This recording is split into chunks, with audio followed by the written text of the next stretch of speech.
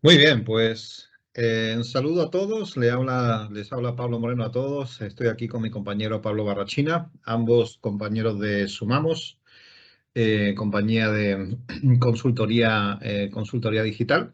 Estamos ubicados en España y prestamos servicio a toda la geografía hispanohablante.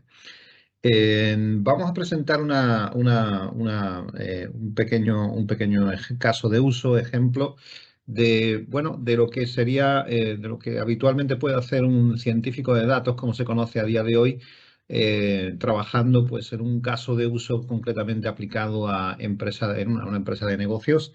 Ahora veremos un poco en más detalle y le doy paso a mi compañero Pablo Barrachina, no sin antes agradecer a todos los participantes que estáis acompañándonos en esta sesión. Espero que os pueda ser de utilidad en lo que tenemos que presentar.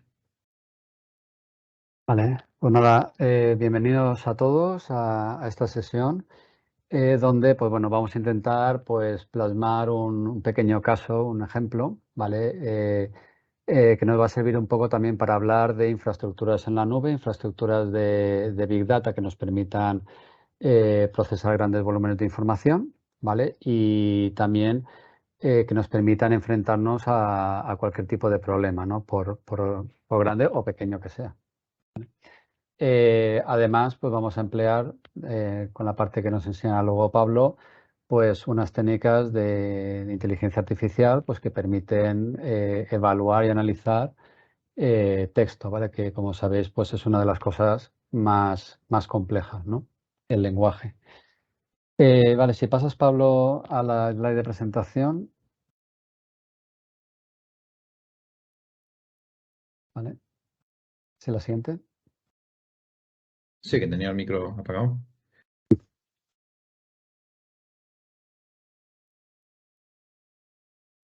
Vale. Pues bueno, como se presentaba antes Pablo, pues bueno, ambos somos parte de Sumamos. Pablo en el área de inteligencia artificial y machine learning y yo más en el área de business intelligence y big data. Ambos pues poseemos distintas certificaciones que pues bueno, nos avalan un poco en todo el conocimiento en estas áreas. ¿Vale? Somos una empresa de consultoría digital, de transformación digital, que ofrecemos servicios de consultoría orientados a la innovación y a la mejora. ¿Vale? Nuestros valores son la innovación, la calidad en nuestros desarrollos, el compromiso con nuestros clientes y en base a esto pues conseguir una confianza y una recurrencia con todos ellos. ¿Vale? Aquí, Pablo, si quieres, coméntate un poquito el caso de uso.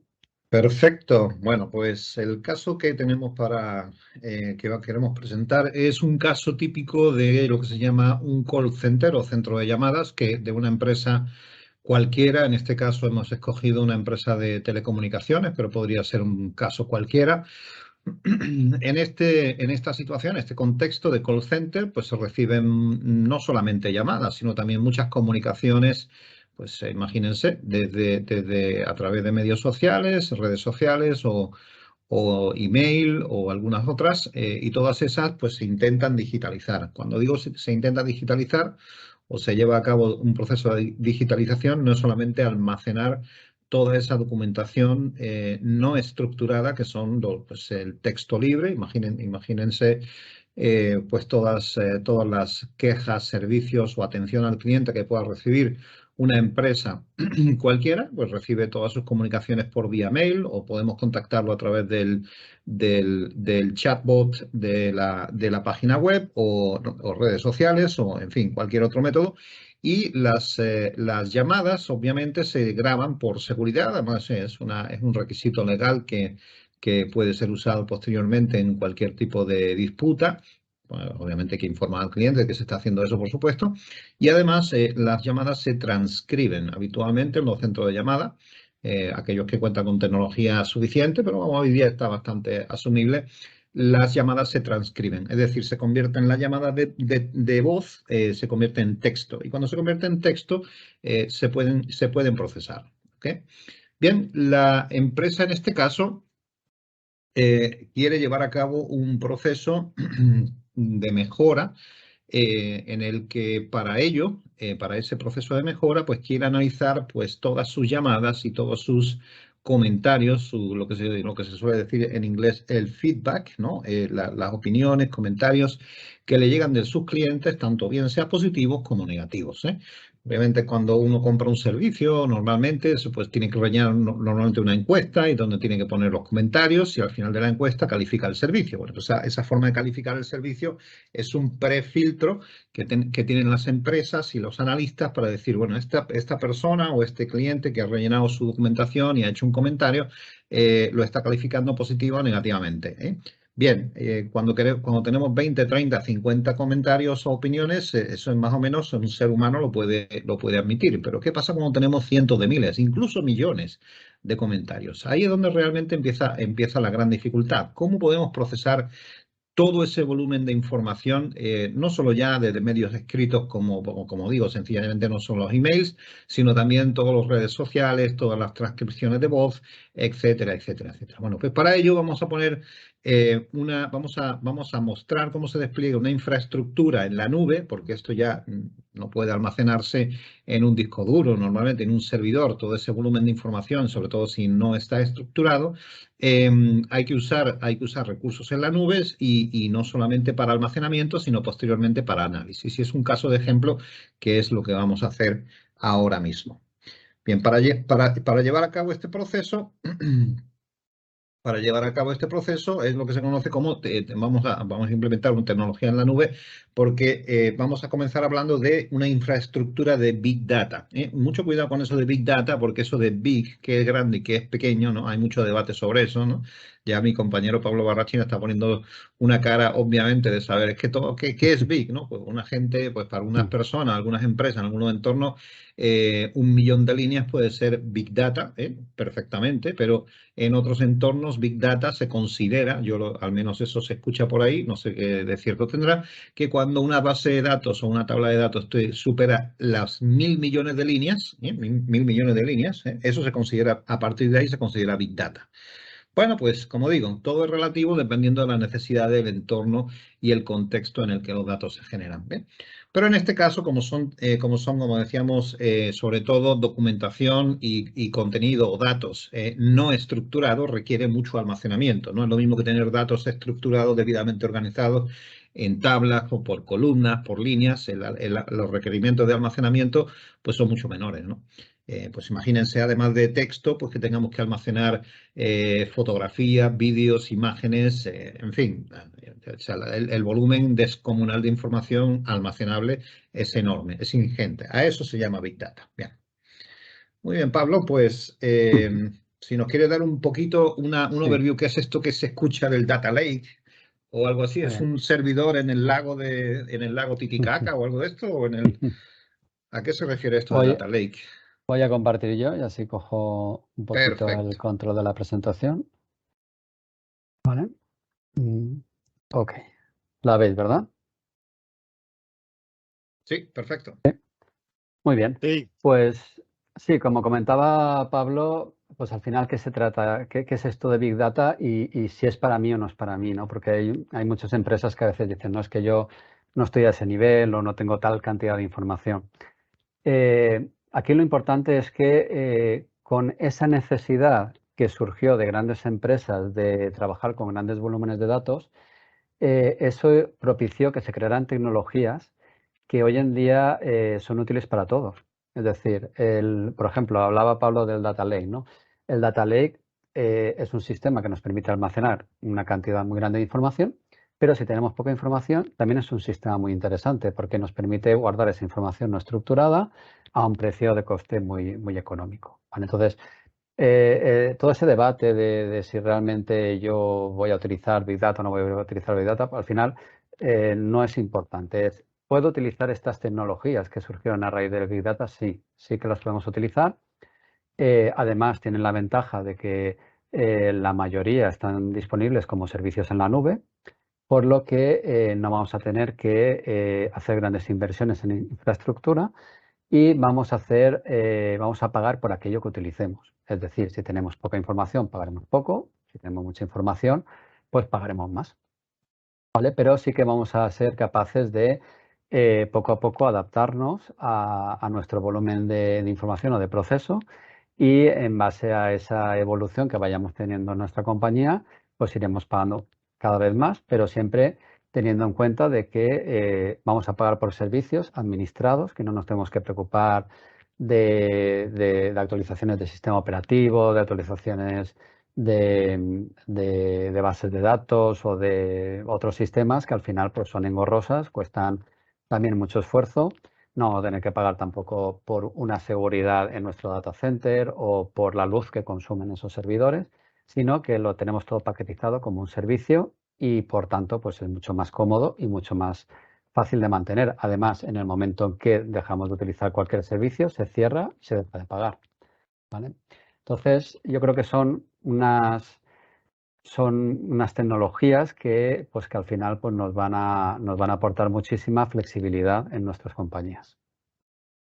Y bueno, como preguntaba Pablo, ¿qué es esto del data lake, ¿no? Que, como sabéis, pues nos encanta poner términos un poco raros a las tecnologías. Y bueno, al final se trata de una infraestructura de almacenamiento de datos, ¿vale?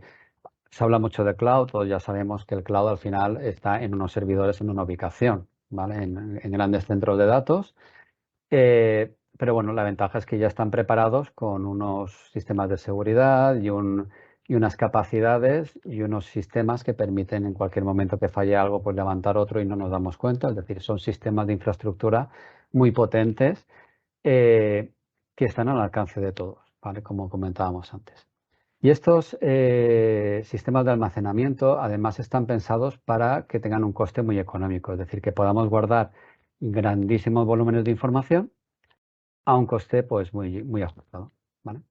A diferencia de un enfoque de almacenamiento tradicional, como podría ser, por ejemplo, una base de datos, ¿vale? El Data Lake nos permite traernos datos sin procesar, ¿vale? Datos, pues hablaba antes Pablo, por ejemplo, de los audios, ¿no? Que se graban en ese call center. Pues bueno, eso es información no estructurada, es un audio, ¿vale? Aquí en estos sistemas tendríamos la capacidad de coger esos audios, procesarlos con un sistema de inteligencia artificial, por ejemplo, que haga un reconocimiento de la voz, incluso de los distintos interlocutores que están conversando, y esa información ya dejarla de una manera más estructurada en un fichero de texto en nuestro data lake de nuevo. Es decir, podríamos tener como distintos apartados en nuestro data lake, pues por ejemplo, para recoger los audios, procesarlos, guardarlos como texto, ¿vale? También hay un tema aquí muy importante, y es que al final todo ese gran volumen de información debemos, por seguridad, debemos guardarlo.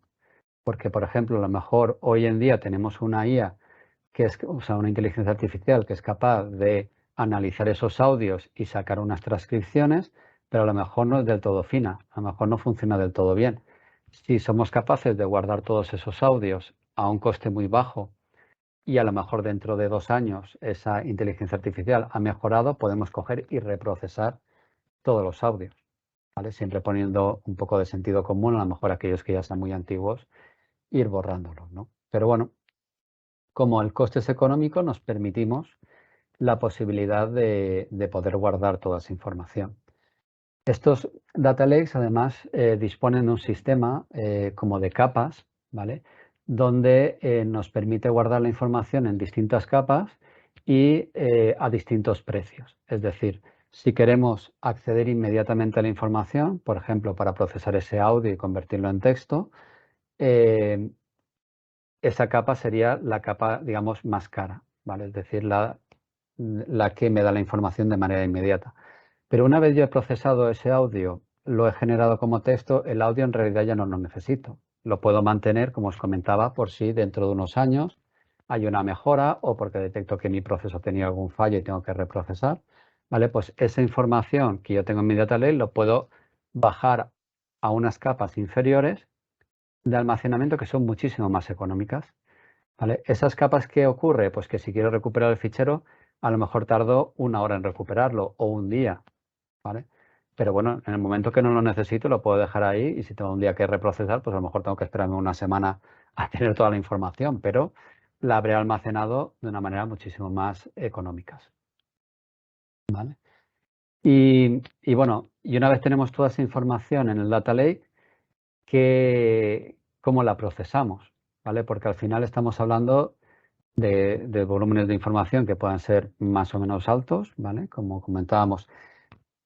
Insisto, no nos quedemos mucho con lo de que sea un gran volumen de información. Con poca información también nos puede valer, ¿vale?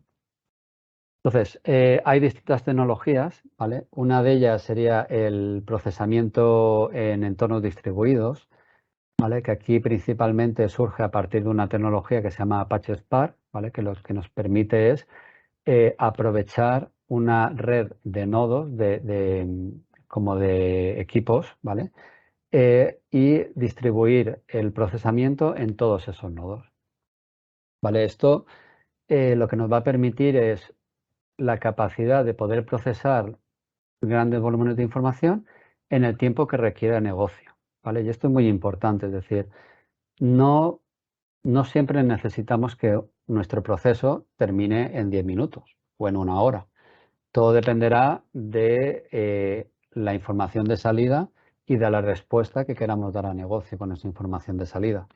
Entonces, a lo mejor, si nuestro proceso tarda 4 horas, pues y a negocio se le vale imaginar que, por ejemplo, nuestros procesos se lancen de noche con la información de las grabaciones que hemos recogido durante el día y ese proceso tarda 4 horas o 6 horas, a negocio le da igual con tener la información a primera hora de la mañana, con que el proceso haya terminado a las 8 de la mañana, ellos están contentos.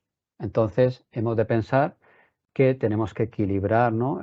Toda esa infraestructura, que al final va a tener un coste, para que haya una buena relación entre el coste de procesamiento de la información y el tiempo en el cual dispongo de esa información. ¿Vale? Entonces, eso siempre hay que valorarlo. En este caso, como os comentaba, pues bueno, hay distintas plataformas. Una podría ser Databricks, porque lo que quiero enseñar yo hoy es un poco más orientado a Azure. Después Pablo hablará de otra infraestructura que también está disponible en la nube, que es de Google. Y veremos un poco pues, que al final los distintos fabricantes de tecnología pues, nos ofrecen soluciones para todo este tipo de procesos. ¿Vale? Entonces, como os comentaba, ese procesamiento distribuido se basa en la creación de una serie de nodos en los cuales yo voy a repartir mi carga de trabajo, ¿vale? Para conseguir tenerla lo antes posible. La ventaja es que estos sistemas nos permiten escalar, o sea, incrementar tantos nodos como necesitemos para procesar nuestra información, como que cada uno de esos nodos también podemos darles más potencia o menos potencia. ¿Vale? De manera que podemos, ¿sí? Perdona que te interrumpa. Entonces, ¿podemos decir que cada nodo se puede decir que es una pequeña computadora? ¿Es un Sí, pequeño, es un ordenador? exacto. Es como que nosotros tenemos un problema muy complejo, lo troceamos en trocitos y se lo damos a cada nodo para que ellos hagan su parte. Una vez que cada uno termina, le devuelven la información al principal, que lo va recopilando todo hasta que tiene la solución. Gracias por la aclaración. Entonces, claro, de esta manera, pues como os comentaba, podemos ampliar tantos nodos como necesitemos y cada nodo ampliar la potencia que tiene cada uno de ellos para que ese proceso sea más rápido. Obviamente, a medida que incrementamos nodos, a medida que incrementamos capacidades, el coste se incrementa. Por eso la reflexión inicial de que tenemos que equilibrar mucho el coste versus el tiempo, ¿vale? Pero bueno, también la ventaja es que a lo mejor hoy empezamos con un problema relativamente pequeño, empezamos con lo que llamamos un clúster, ¿no? Que es esa combinación de nodos. Empezamos con un clúster pequeñito y a lo mejor dentro de unos años, a medida que nuestra organización ha ido creciendo y hemos ido recopilando más y más y más información, pues vemos que ese proceso que antes tardaba 1 hora, ahora nos tarda 4.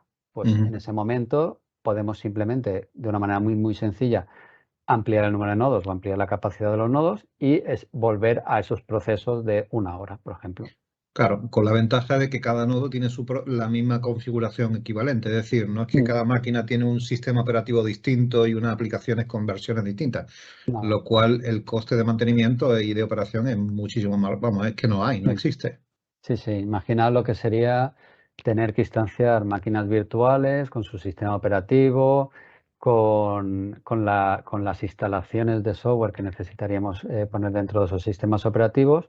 Pues eso llevaría un trabajo para IT tremendo, ¿no? Súper complejo. De esta manera, simplemente con una interfaz, somos capaces de configurar nuestro clúster y lanzar los procesos que queramos. Incluso podemos tener distintas configuraciones de clúster. Claro. Podemos tener un clúster más potente, a lo mejor para un tema que utilice redes neuronales, incluso clústeres con GPUs, Claro. ¿vale? Que sabemos que para el procesamiento de redes neuronales necesitamos una gran capacidad de cómputo de GPUs, que serían las CPUs gráficas, ¿no? Que están muy orientadas a hacer cálculos matemáticos. Y otros clústeres, a lo mejor para procesos más sencillos, pues que serían máquinas más, pues con CPUs normales y con una memoria RAM adecuada para el proceso. Entonces tenemos todo eso a disposición, ¿vale? En cualquier momento y de una manera muy rápida, ¿vale? Prácticamente instanciar una máquina de estas pues lleva mejor unos 5 minutos en crear un clúster. Entonces, pues bueno, tenemos todo ese abanico ahí. Es como si tuviéramos un equipo informático en el armario esperando a ser utilizado, ¿no? Y que en cualquier momento lo podemos sacar y lo podemos aprovechar. ¿Vale? Como os comentaba, nos da mucha flexibilidad, ¿no? En la organización de cara a enfrentar cualquier tipo de problema. Estupendo. ¿Y nos puedes mostrar cómo se podría configurar una infraestructura en Azure, aunque sea? Sí, sí. Os voy a enseñar un poco la configuración. Incluso vamos a crear ya teníamos creado unos por si nos fallaba algo, ¿vale? O por si tardaba mucho, porque al final hay veces que la creación de lo que es el componente a veces sí que tarda un poquito más, ¿vale? Pero vamos a dar de alta lo que sería un Data Lake y, por ejemplo, un Databricks, ¿vale? Para que veáis Sí. un poco. Tenemos una pregunta aquí de Francisco Valdez. Dice que si se puede escalar automáticamente, entiendo que serán los nodos, según las demandas de recursos. Correcto. Databricks, al menos Databricks, sí que nos permite instanciar o configurar un rango de nodos. O sea, podemos decirle que queremos de 2 a 8 nodos, ¿vale? Y él entonces lo que hace es iniciar primero 2 nodos y a medida que va detectando que se saturan, lo que va haciendo es ir instanciando más de manera automática. Por lo tanto, eso también nos permite un poco estar tranquilos, ¿no? Es decir, pues bueno, yo a lo mejor puedo, si me interesa, ¿no? Puedo sobredimensionar un poquito esa configuración de nodos y dejar al sistema que automáticamente pues levante o reduzca nodos. ¿Vale? También tiene otra cosa muy importante y que para mí es vital, y es que una vez que el clúster termina de procesar el trabajo que le hemos enviado, tiene la capacidad de apagarse automáticamente transcurridos 5 minutos o 10 o 15, como lo configuremos, ¿vale? Pero tiene esa capacidad de pararse.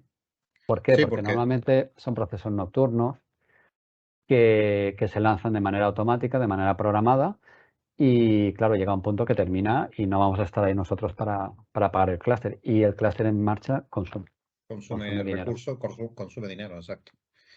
Muchas gracias, Pablo. Sí. Aquí se trata siempre de tener la vista puesta en la optimización también de los recursos. Es muy importante también cuidar mucho el código, hacer muchas iteraciones de mejora para tratar de optimizar al máximo el uso de esos recursos, ¿vale? Y para eso también Databricks al final es como un entorno, ¿vale? Que nos permite ver todo esto. Nos va a permitir ver una serie de métricas también de las cuales vamos a poder analizar si se están utilizando los nodos al 100% o están sobrados de recursos, ¿no? Con lo cual podemos cambiar y decir, bueno, pues lo voy a ajustar un poquito, ¿vale? Pero sí que es importante tener al menos una pequeña tarea de mantenimiento, de revisión de que efectivamente pues se está haciendo uso de esa capacidad de una manera correcta.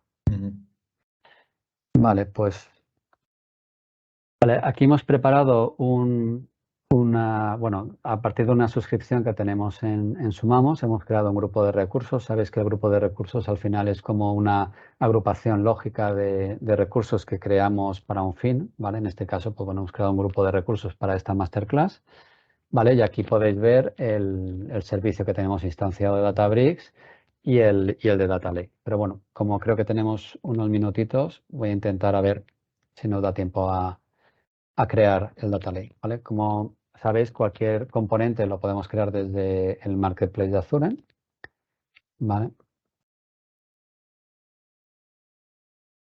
Vale. Vamos a ver, porque aquí a Microsoft no le gusta complicarnos un poquito la vida. Y ahora no encuentro el storage account.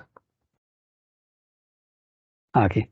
Bueno, como veis, como cada vez le llamamos a los componentes de una manera, muchas veces le llamamos Data Lake, ¿vale? Pero Microsoft decidió llamarle cuenta de almacenamiento, ¿vale? Aquí dentro sí que podéis ver que habla de Data Lake, ¿vale? Entonces simplemente vendríamos a crear cuenta de almacenamiento, ¿vale? Seleccionaríamos la suscripción que queremos, donde queremos ubicar este componente, el grupo de recursos donde queremos que se cree, ¿vale? Aquí pues hay que poner, vamos a poner 2023-05 Masterclass 2, por ejemplo, ¿vale? Elegiríamos una región. La región es bastante importante tenerla en cuenta, ¿vale? Porque también influye en el coste que tiene cada servicio, ¿vale? Y también hay regiones que no tienen todos los servicios disponibles. Entonces, pues bueno, yo para este tipo de pruebas normalmente suelo escoger el norte de Europa, que es más económica, pero si en algún momento necesitamos de una menor latencia y tal, o nos interesa tenerlo más cerca por algún motivo, pues, o más cerca a lo mejor de nuestros clientes, pues podemos seleccionar otra región sin problema. ¿Vale? Seleccionaremos una capacidad estándar que sería suficiente para este caso de uso. ¿Vale? Aquí es importante, bueno, dejamos las opciones un poco por defecto, que podamos acceder por API REST, que podamos utilizar la clave de cuenta de almacenamiento si queremos conectar con algún otro tipo de proceso, aunque nosotros plantearíamos a lo mejor la conexión de Databricks con Data Lake por medio de una aplicación, de una identidad administrada, ¿vale? Versión de TLS mínima, ¿vale? Esto es importante, o al menos para mí es importante, porque lo que nos va a permitir es dentro de ese espacio de almacenamiento crear directorios y subdirectorios, ¿no? Estamos muy acostumbrados a trabajar como en Windows, ¿no? Con nuestras carpetas, subcarpetas y tal, y pues bueno, es una manera interesante de ver la información, ¿no? Y a partir de la versión 2 de Data Lake, pues ya está disponible. FTP no interesa. Bueno, aquí podríamos entrar en un debate muy amplio para todo el tema del acceso a la red, ¿vale? Voy a dejarlo por defecto. Aquí también nos permite seleccionar algunas medidas de seguridad, es decir, si alguien elimina un blob o un contenedor, durante cuánto tiempo se va a conservar esa información, por si por error se ha eliminado, que nos dé tiempo a recuperarla. ¿Vale? Las claves las dejamos que administre Microsoft. Aquí nos permitiría crear algunas etiquetas simplemente a nivel de metadatos para tener identificados los recursos. Y ya entraríamos en la creación, que aquí seguramente me habré dejado algo. Vale, sí. Vale, esto también hay que tener cuidado porque no todos los componentes de Azure nos permiten poner guiones bajos y algunos tal. ¿Vale? Entonces hay que fijarse en que nos deje crear el nombre que queríamos. ¿Vale? Ahora aquí simplemente le daríamos a crear y ya tendríamos el servicio creado. ¿Vale? Vamos a verlo. Como os comento, tarda un poquito, ¿vale? En crearse, entonces ya tenemos este preparado, ¿vale? Entonces, pues bueno, esto sería nuestro Data Lake.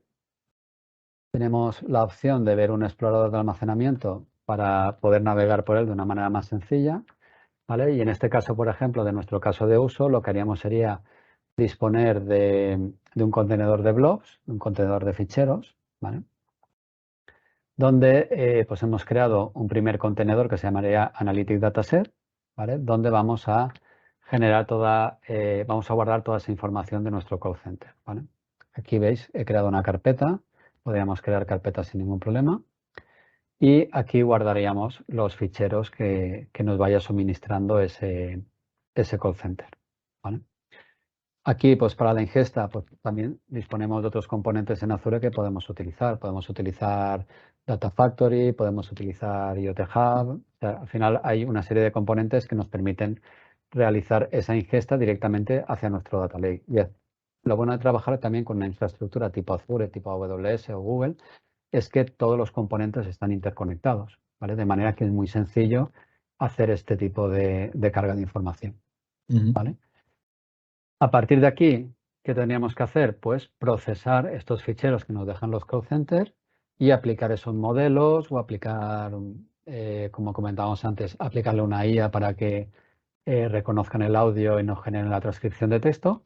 Y para ello podríamos utilizar, por ejemplo, Databricks. Perfecto. ¿Vale? La creación de Databricks es muy similar.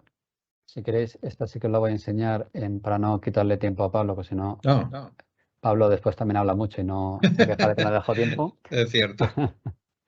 Vale, pues bueno, al final la creación de Databricks es muy similar, ¿vale? Tenemos unos datos básicos donde vamos a poner el grupo de recursos, el nombre que queremos darle a nuestro Databricks, ¿vale?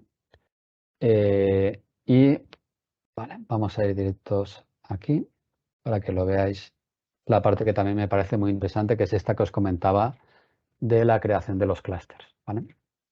Entonces, para ello, Databricks al final es un distribuidor de software que es independiente de Azure, ¿vale? De hecho, podemos encontrar Databricks en distintas soluciones de la nube, ¿vale? Por lo tanto, cuando entramos, pues tenemos que iniciar el área de trabajo de Databricks, ¿vale? Que nos lo abre en otra ventana. Pero, como podéis ver, está totalmente integrado con Azure.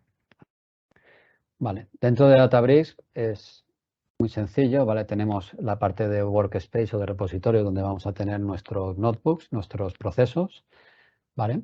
Vamos a tener una parte de computación, que es donde vamos a crear nuestros clusters, y también vamos a tener la posibilidad de programar ejecuciones de nuestros procesos, ¿vale? Está muy bien porque nos permite configurar es como un programador de tareas de los de toda la vida, ¿vale? Donde nos podemos poner que tal proceso se ejecute a tal hora, ¿vale? Vale, a nivel del clúster, para que veáis un poco cómo es la configuración de un clúster en Databricks, ¿vale? Podemos crear un nuevo sistema de computación, ¿vale? Vamos a decirle que lo puede utilizar cualquiera de los usuarios que tenemos acceso a Databricks. Aquí seleccionaríamos una versión de Spark o de Scala. A ver, Databricks puede funcionar con distintos lenguajes de programación, puede trabajar con Python, puede trabajar con R, puede trabajar con Scala, ¿vale? Y nos permite que a la hora de crear un clúster seamos capaces de decirle con qué versiones queremos trabajar, ¿vale? Entonces vamos a poner, por ejemplo, imaginar que nuestro proceso es compatible con Spark 332, ¿vale? Que es este lenguaje que os decía que nos permite hacer esa computación distribuida y nos permite crear una serie de nodos que van a ejecutar los procesos, ¿vale? Aquí lo que hablábamos antes de la escalabilidad o de la capacidad que tiene de incrementar nodos a medida que necesita más, ¿no? Aquí podemos decirle que quiero de 2 a 16 nodos, por ejemplo, ¿vale? ¿De qué tipo? Pues lo que hablábamos antes, ¿no? De la escalabilidad también vertical.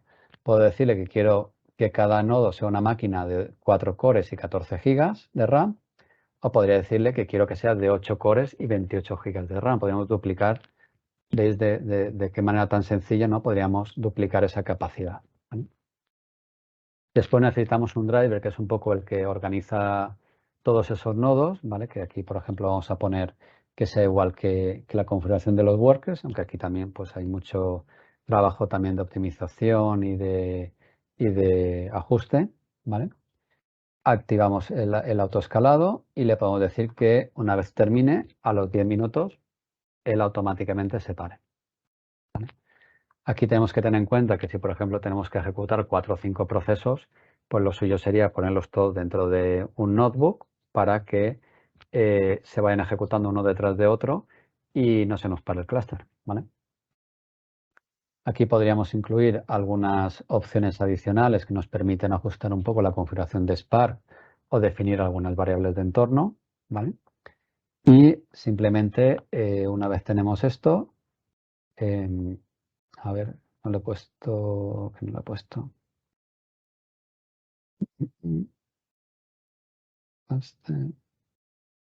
Vale, creo que tengo que... es que le he puesto 9 minutos, vaya. 10 minutos es el mínimo que nos deja crear. ¿Vale?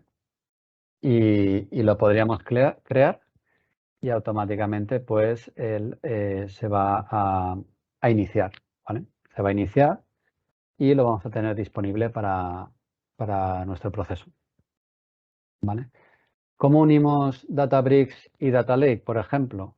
Pues como os comentaba, como son sistemas que están embebidos y están interconectados dentro de Azure, pues simplemente lo que hacemos es montar una unidad, como si fuera una unidad de disco, decirle, oye, quiero ver este blob del Data Lake, quiero verlo en Databricks. Entonces, por ejemplo, aquí tenemos un poquito de código.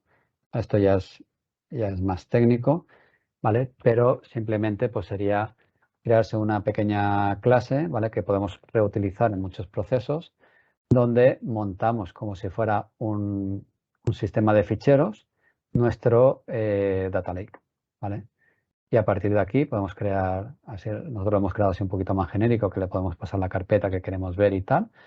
Podemos montar el sistema de ficheros y desmontarlo en función de cuando necesitamos acceder a él. ¿Vale? Esto, como veis, pues bueno, el cluster tarda un ratito, no sé si lo vamos a poder llegar a ver en ejecución, pero bueno, simplemente veis que se trata de un proceso muy sencillo.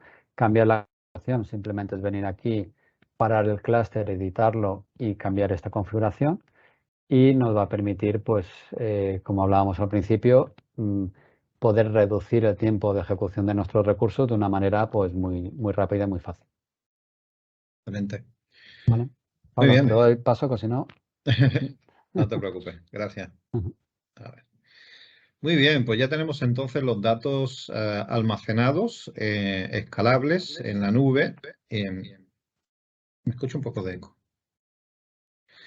Escalables en la nube, puede estar incluso ingiriendo datos, o sea, puede estar recibiendo datos constantemente, prácticamente incluso en tiempo real, y se siguen almacenando ahí.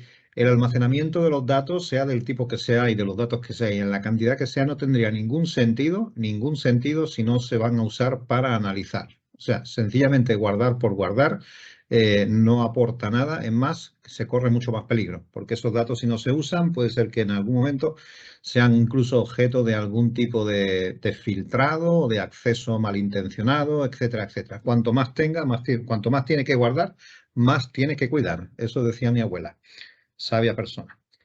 Entonces, como decía, ya hemos almacenado los datos, ahora vamos a proceder al analizado de esos datos. Yo voy a mostrar un par de ejemplos. Voy a mostrar primero un ejemplo de lo que sería con Databricks, simplemente un inicio de código, como se ve. Esto realmente es la parte de Databricks que sale de los workspace, se crea un notebook, y un notebook pues funciona muy similar a lo que sería un Jupyter Notebook o incluso un Google Colab. La ventaja de tener este Databricks, como cualquier otro, dentro del mismo entorno, primero es que si no estoy usando un recurso gratuito, vamos a empezar todavía un poquito más atrás. Yo sé que uno de los instrumentos que más se usan para experimentación en análisis de datos puede ser Jupyter Notebook, por el uso de Python y todas sus componentes, incluso no solamente Python, se puede usar para otros muchos lenguajes, ¿no? Pero eso está a nivel local, es totalmente seguro, y eso tiene la capacidad que tiene su máquina local. Si su laptop no tiene más de 16 megas de RAM, más de 32 megas de RAM, pero tiene que procesar millones y millones de líneas, lo más probable es que no tenga capacidad. Esa es una primera limitación. Bien, ¿cuál sería la siguiente alternativa? Siendo segura, porque estando en su propia máquina local, usted tiene control total de su sistema, a menos que alguien entre en su máquina local, ¿no?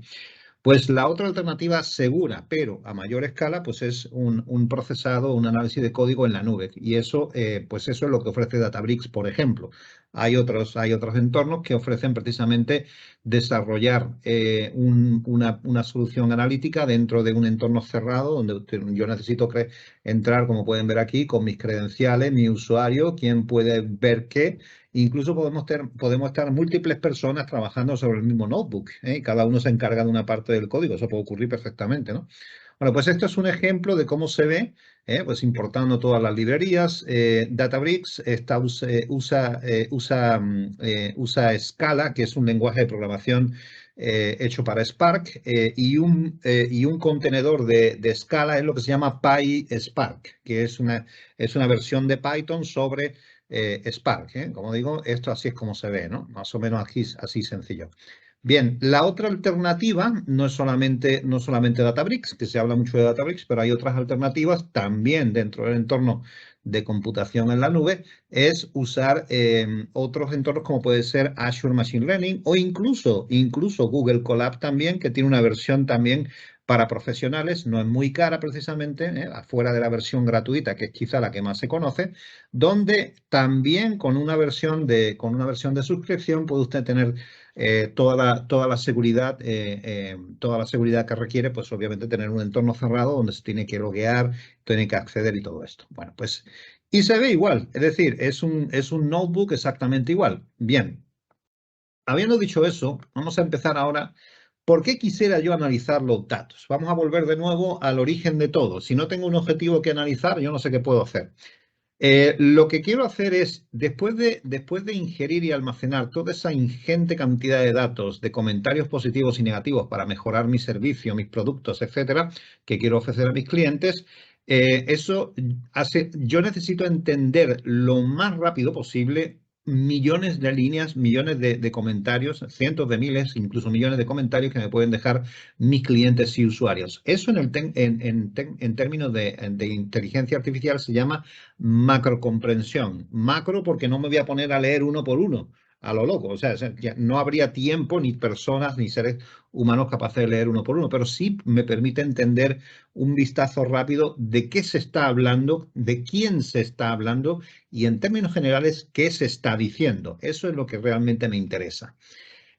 Para eso se usan lo que se llaman las entidades clave o los key entities en inglés, que es un proceso a partir de NLP o Natural Language Processing, procesamiento del lenguaje natural, y además no solamente me permite identificar entidades clave, esas entidades son palabras, frases, pues que yo puedo relacionar. Ahora vamos a ver ejemplos, aquí un poco abstracto, pero verán el ejemplo mucho más sencillo. Y no solamente identificar las entidades, sino además crear relaciones entre ellas. O dicho de otra manera, cuando mis clientes hablan mal de mi servicio, exactamente a qué se refieren, de qué hablan. Eso es lo que yo quiero saber.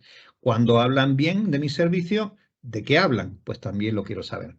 Para eso vamos a usar unas herramientas, unas librerías de inteligencia artificial, modelos preentrenados tipo transformadores. No es inteligencia generativa, estilo ChatGPT, que ahora todo el mundo parece que conoce ChatGPT, pero hay mucha más inteligencia artificial que ChatGPT. Son transformadores preentrenados, es decir, son megamodelos gigantescos de análisis de texto que ya han sido preentrenados. Preentrenados significa que ya entienden un poco, ya son capaces de identificar palabras. Lo único que necesitan es un afinado, un fine tuning, que se llama, que es sencillamente entrenarlos nuevamente con el tipo de texto, lenguaje y sintaxis que ustedes usan, que cada uno usamos en nuestro entorno. No es lo mismo las opiniones de un restaurante que las opiniones por ejemplo, las opiniones de los clientes de un restaurante. Imagínense que las opiniones que pueden dejar pues, los clientes sobre un teléfono smartphone o un laptop. Los clientes hablan de presentación, colores, gustos, sabores y todo eso. Nada de eso se habla, por ejemplo, en opiniones sobre laptops. Pues entonces hay que afinar ese preentrenamiento de esos modelos transformadores al tipo de contexto que estamos haciendo. Y no solamente eso, sino al final lo más importante, necesito ver y entender los resultados que está generando los modelos. Bueno, pues vamos a eso. No voy a ejecutar todo el código, ya lo tengo ejecutado porque eso tarda unos cuantos minutos, sencillamente voy a ir explicando eso. Lo primero que se hace, se instalan las librerías. Digo, esto que estoy presentando en Colab se puede hacer perfectamente igual en Databricks. Sencillamente yo ya lo tenía terminado en Colab, ¿no? Y de hecho, ahí les presenté el código en Databricks. se importan las librerías. ¿Ven? Una cosa interesante, las librerías pueden combinarse, esto es interesante, pueden combinarse en el lenguaje Python, como por ejemplo son estas librerías de aquí, como el lenguaje Spark o Scala, que es el que está detrás de PySpark, ¿no?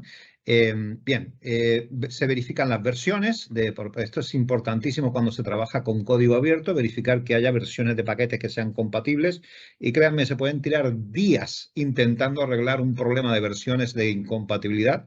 Bueno, pero eso es otra conversación, eso es lo que pasa con el código abierto. Y aquí tiene un ejemplo, ¿no? Pues de los textos negativos. Y como pueden ver, la primera frase ya aparece obviamente un texto negativo. Es vergonzoso que una empresa tan grande, etcétera, etcétera, etcétera. Bueno, pues aquí tengo todos mis textos negativos, o al menos una muestra de ellos, combinados en un solo documento, porque voy a analizar todo eso a la vez. Es una lista, o sea, es un tipo lista o está todo condensado en una sola línea, en una sola columna, perdón, y esto es un vistazo rápido de cómo se ve todo ese texto. Yo no me voy a poner a leer todo esto, ni voy a decir que ninguno de mis empleados se ponga a leer todo esto, porque si no nos volveríamos locos. Necesito algo mucho más objetivo y que me lleve al grano, ¿no? Lo mismo tengo con los textos positivos, exactamente igual, una increíble variedad de productos, o sea, alguien que está contento, ¿no? Pues cuando hablan de algo positivo, quiero saber de qué hablan, qué es importante para ellos. Eso me ayuda a mí. Incluso puedo tener hasta emojis y caracteres especiales que nada tienen que ver con texto, pero sin embargo los puedo tener ahí. El texto, el análisis lo procesa. Bien, yo voy a llamar al modelo preentrenado que se llama Wikiner, que es uno de los muchos modelos de NLP que están dentro de Spark NLP, la librería que estoy invocando, que he invocado al principio.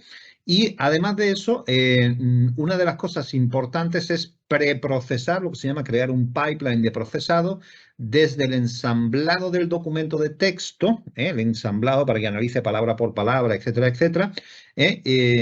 Aquí invoco el modelo programado. Este es el par que va con el modelo Wikinder.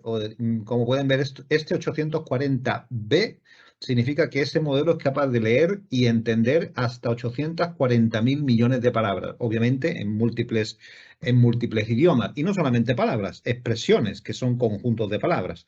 Me gusta mucho, son 3 palabras, pero tiene un significado muy concreto, algo positivo, etcétera, etcétera. Bueno, pues todo eso son 840.000 millones de parámetros que se llaman. Bien.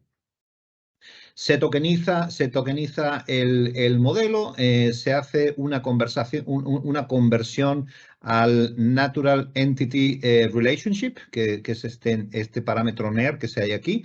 Y finalmente, con todas estas invocaciones, se crea un pipeline. Este pipeline es sencillamente todas las funciones anteriores, pero puestas secuencialmente, para que cuando entre el texto vaya pasando en cascada por cada uno de esos pasos. Y creo una función que se llama NLP Pipeline. Miren que no tengo como Python, no tengo que declarar la función def, no sé qué, 2 puntos y después todo lo demás. Sencillamente yo lo invoco todo de una sola vez. Muy bien, como pueden ver, el modelo pesa 2,3 gigas. Ese modelo de 840.000 parámetros pesa 2,3 gigas. Y no solo eso, lo estoy invocando únicamente para español, porque también tiene distintas lenguas. Siempre se ve todo esto análisis en inglés y no sé qué. Bueno, aquí vamos a hacer un análisis en español. Muy bien, aplico el modelo, perdón, primero tengo que transformar el data frame, de lo que antes era una lista en Python, tengo que pasarlo a un data frame Spark, que no es lo mismo que un data frame en Pandas, por ejemplo, en Python. Tiene algunas características muy particulares y se ve así de esta manera. Entre ellos se llama un RDD, Resilient Distributed Data Frame. Es como se llama un Spark Data Frame, ¿no? Tiene unas características muy concretas, muy particulares. Es paralelizable, es inmutable, etcétera, etcétera. No voy a entrar en eso ahora, pero que sepan que es algo distinto a lo que sería un Pandas Data Frame. Bien, esta es la función creada anteriormente, la función se aplica sobre el data frame transformado y eso se aplica a una transformación que se llama para hacer lo que se llama el word embedding, que es una técnica de NLP que no voy a explicar tampoco, porque si no estaríamos aquí hasta pasado mañana aquí. Muy bien, y ahora invoco el visualizador de las entidades claves, que es sobre el texto que ya he transformado anteriormente. Y esto se ve así. No me voy a poner a leer todo, pero aquí tiene una muestra, pues, de lo que el modelo es capaz de identificar. La aplicación no es accesible. Obviamente, MISC significa misceláneo. Obviamente no es 100% perfecto, lo es algo de pasado, algo en pasado. Muchas televisiones, o sea, cuando hablan mal de mis productos, de mis servicios, ¿qué hablan? Pues la aplicación no es accesible, totalmente desatendidos, muchas televisiones, muy descontentos. No tengo que leer todo, simplemente remarco todo eso. Pero no solamente me dice los misceláneos, me dice también qué empresas están, porque quiero saber si ellos están, si mis clientes están mencionando empresas de mi competencia. Yo quiero saber, por ejemplo, ¿no?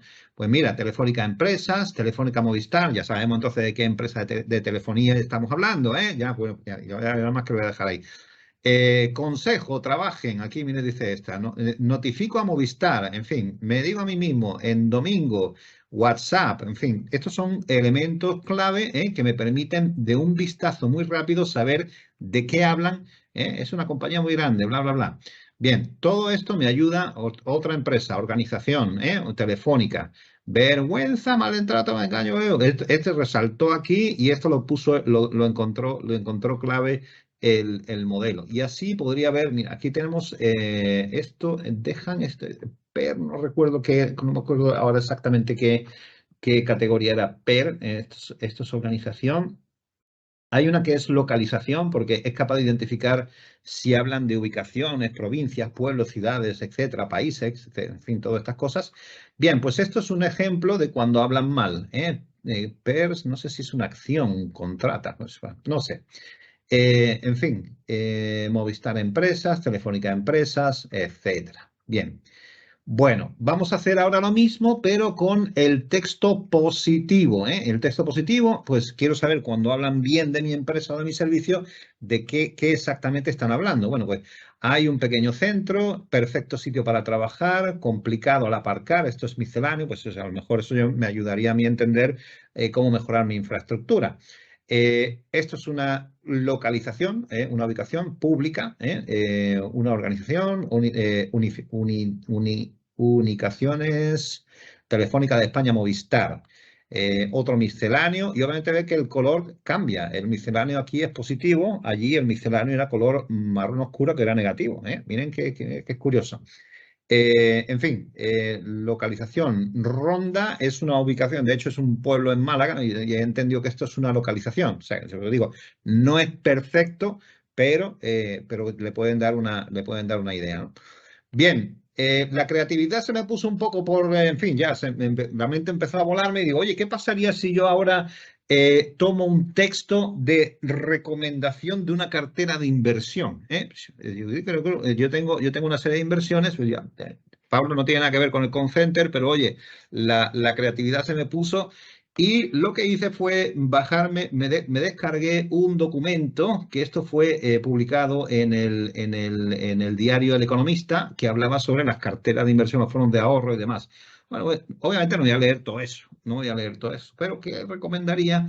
Pues voy a hacer el análisis y veo que aquí se habla de esta empresa, de esta otra empresa, la compañía, de hecho, aquí hay otra empresa, aquí hay otra, bueno, esto lo pone como una localización, no sé si es que realmente existe Zalando como un país, como un tal.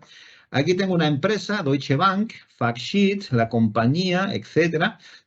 Charles Allen, esto es una persona, Reino Unido, una localización, y Tesco, una empresa.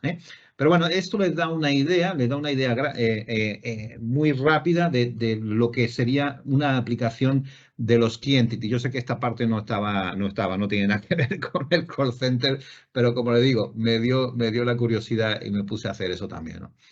Así que este es un ejemplo muy rápido de cómo tiene que hacer o de cómo se podría hacer un análisis de las entidades relacionadas que se llama para entender rápidamente como un control de calidad, un control de atención al cliente. En vez de leer cientos de miles de textos, pues imagínense leer todo esto, ¿no? pues verlo de una manera mucho más rápida, mucho más sintética. Lo interesante de estos modelos es que yo los puedo incluso customizar y que me detecten palabras claves. Por ejemplo, si yo tengo una serie de productos que tienen unos nombres comerciales, unas marcas o un modelo concreto, yo lo puedo incluir como un diccionario para que cada vez que se hable o se mencione uno de esos productos, que el modelo también lo resalte dentro del análisis de texto. Con lo cual yo, cuando hablan bien de un producto, quiero saber de qué producto y qué dicen sobre ese producto. No ponerme a leer ahí cientos de miles de textos, ¿no? Bueno, pues con esto termino la presentación. Esto es un vistazo de cómo se vería lo mismo, pero hecho en Databricks. Y bueno, pues disponible para sus preguntas, consultas que quieran hacer en esta sesión. No sé qué les ha parecido. Si queréis abrir el micro, sin problema, ¿eh? Si alguien quiere preguntar algo.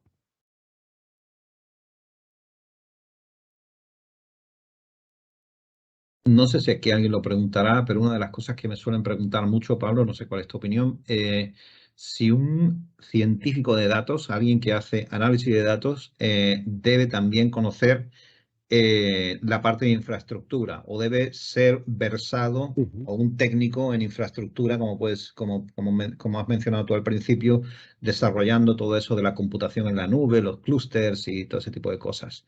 Eh, yo tengo mi opinión, pero me gustaría saber un poco la tuya para que también la compartamos aquí en la audiencia. Yo creo que no. Yo creo que al final el científico de datos lo que tiene es que saber utilizar los recursos que les ofrecemos, ¿no? O que se le puedan ofrecer desde la parte o desde el departamento de IT. Al final, lo que hablábamos antes, por ejemplo, de Databricks. Yo como departamento de IT que gestiono el presupuesto de la nube, pues puedo decidir que voy a crear una serie de clústeres para el procesamiento que necesita mi organización. Y esos son recursos que yo ofrezco a mis científicos de datos para que hagan uso de ellos. Yo lo veo un poco de esa manera, ¿no? Es decir, como una especie de marketplace, ¿no? De recursos donde tú accedes y dices, pues bueno, yo necesito más capacidad de proceso, pues voy a coger este clúster que ya me han configurado. Tampoco es un tema, como habéis visto, que sea complejo de entender ni de ni de instanciar, pero sí que es cierto que al final, al menos un departamento creo que tiene que poner orden, que tiene que gobernar, ¿no? esa infraestructura. Pero bueno, nos facilita, ¿no? Nos facilita mucho Claro, el trabajo el tener esos recursos disponibles. claro que sí. Hay aquí una pregunta de Francisco Valdés que dice que es interesante el ejercicio, que tiene una pregunta. ¿Se puede agrupar esas categorizaciones, exportarlas y visualizarlas en gráficos para leer mejor los resultados? Francisco, la respuesta definitivamente es que sí, se puede exportar esas entidades claves. Nosotros la hemos visto como visual porque es más impactante, pero yo puedo exportar esas entidades claves incluso como una tabla, donde yo puedo tener una columna, cuáles son las entidades clave, es decir, las frases o las palabras, y al lado cuántas veces se repite, incluso una tercera columna de de qué categoría pertenece cada una de esas entidades claves. Y yo incluso puedo hacer un posterior análisis aún más resumido en caso de que tuviera montones y montones de analítica, ¿no? de texto. Bueno, y cerrando un poco el círculo, ¿no? Ujú, Y al igual que cogíamos la información del data lake, esa información a lo mejor no estructurada, la analizamos, ese proceso de análisis la puede volver a volcar en el data lake, en otra área, ¿vale? Donde ya tengamos esa información trabajada y a la cual, por ejemplo, accedamos desde una herramienta de visualización, como podría ser ujú, Power BI, ujú. y desde allí pues visualizar toda esa información de una manera mucho más atractiva, ¿no? Y más fácil de entender.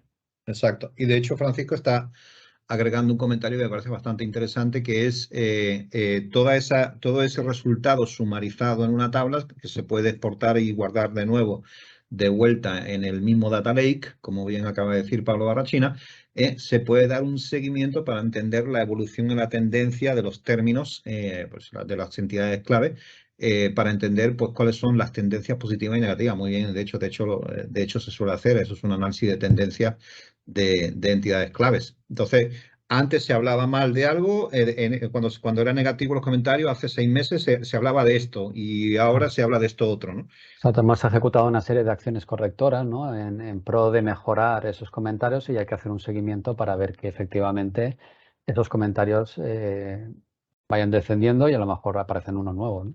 Claro, incluso los positivos. Antes la gente estaba contenta por esto, pero ahora resulta que ha evolucionado y ahora está con esto otro, ¿no?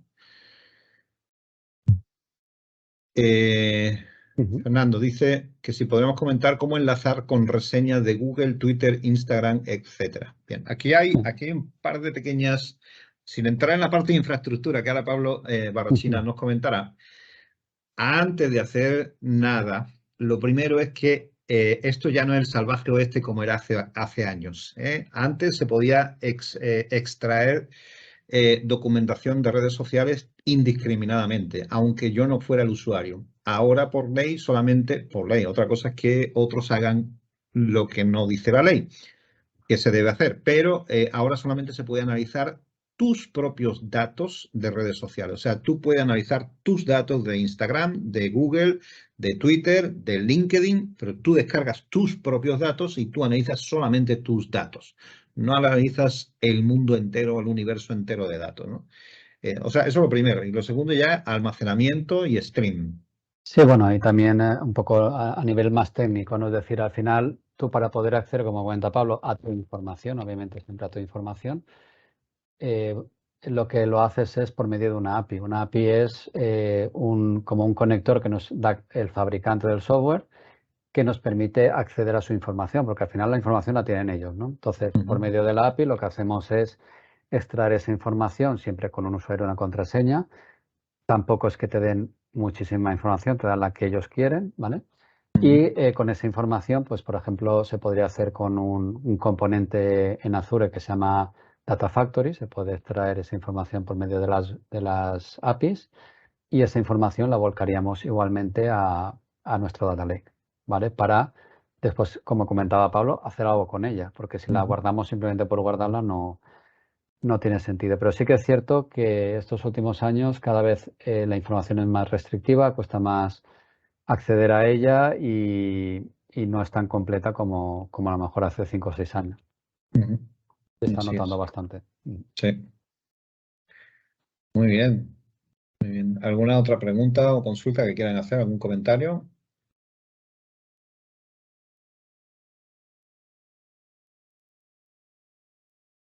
Ok, bueno, pues hemos pasado 6 minutillos de la hora, Pablo. Sí. A ver, espera, Eh, una sí, tenemos aquí un comentario más. Eh, Pedro nos dice la para forma un práctica, particular. sí, la forma práctica de usar la computación en la nube. Me pregunta es si es asequible para un particular. Yo tengo mi respuesta, Pablo Barrochina. Sí, yo creo que también la voy a compartir. Sí. Imagino que más por Google Colab, ¿no? O con Anaconda y...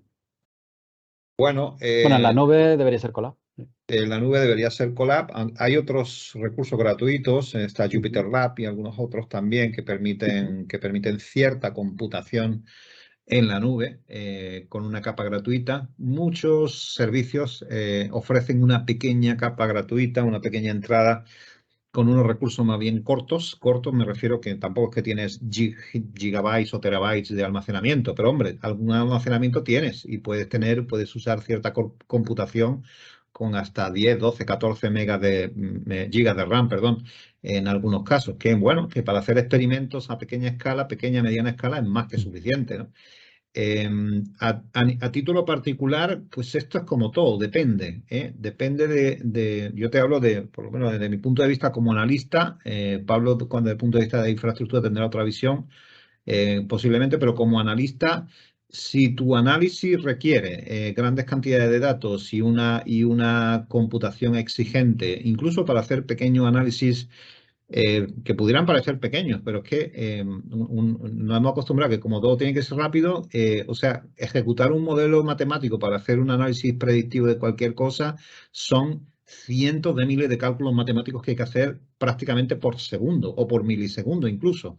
Eso requiere capacidad de computación. Entonces, Si lo vas a hacer a nivel particular porque eres consultor o porque vas a hacer algún proyecto para alguien, pues incluye eso en tus costes y a lo mejor y lo más seguro es que sí te compense, ¿no? Yo conocí no hace mucho una empresa, digo desde el punto de vista de análisis.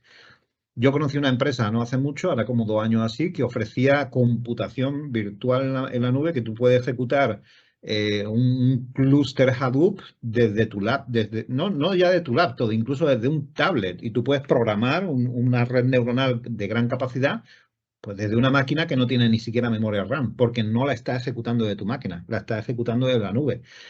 Y con un coste creo que era de $1 y algo la hora, una cosa así. Oye, pues hombre, si la Mac lo va a usar durante 2 horas al día, que eso es bastante, eso es muchísimo tiempo para entrenar una máquina, perdón, para entrenar un modelo, para ejecutar un modelo predictivo, pues $2 al día, ¿durante cuánto? ¿Durante todo el año? Tampoco es que lo va a usar todo el año. Bueno, ¿cuánto te cuesta un portátil o un laptop de gran capacidad? ¿3.000, $4.000, €4.000?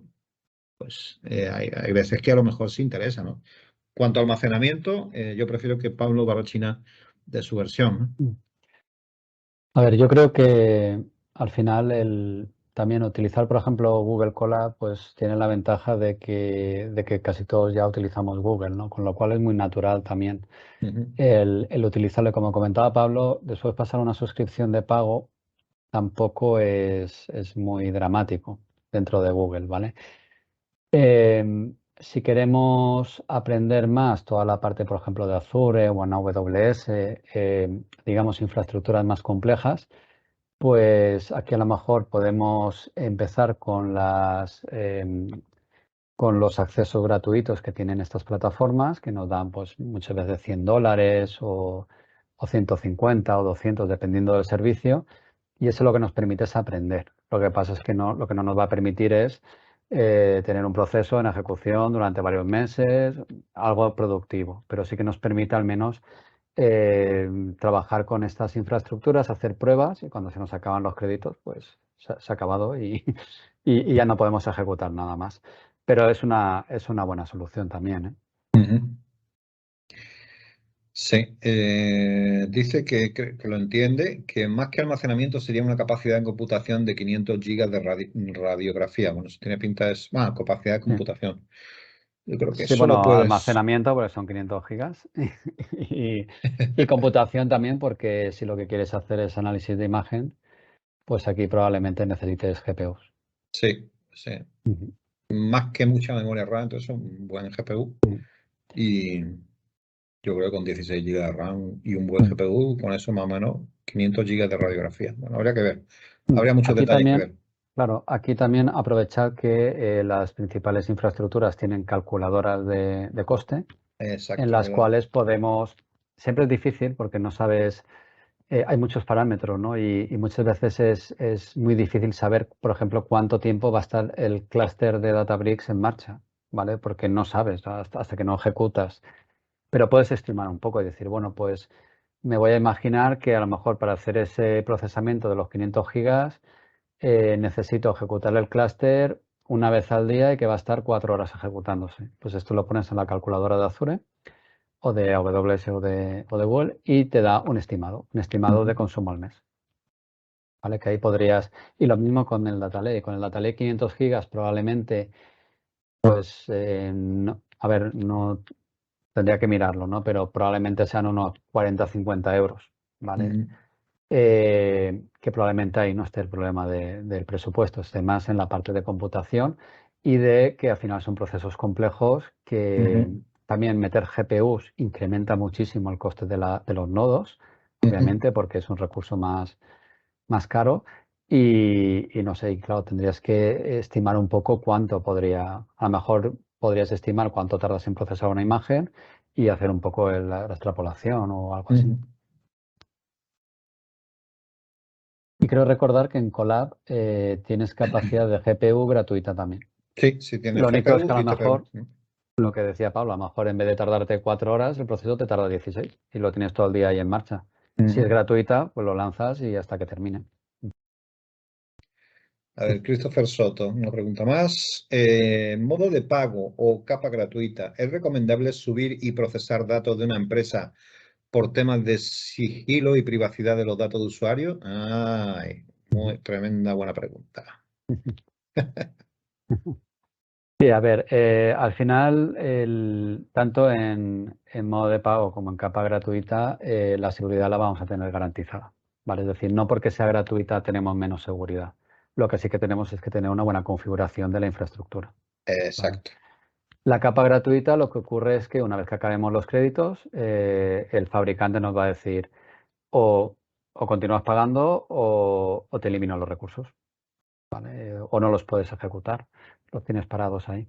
¿Vale? Pero no genera ningún. Y por ejemplo, a ver, Google Colab a nivel particular, ahí pues entiendo que Google velará por la privacidad, pero ya tanta seguridad ya no tengo. Yo ¿Vale? no lo haría, ¿eh? En Google Colab, en modo gratuito, subir datos sensibles de empresa o de empleados, yo no lo haría.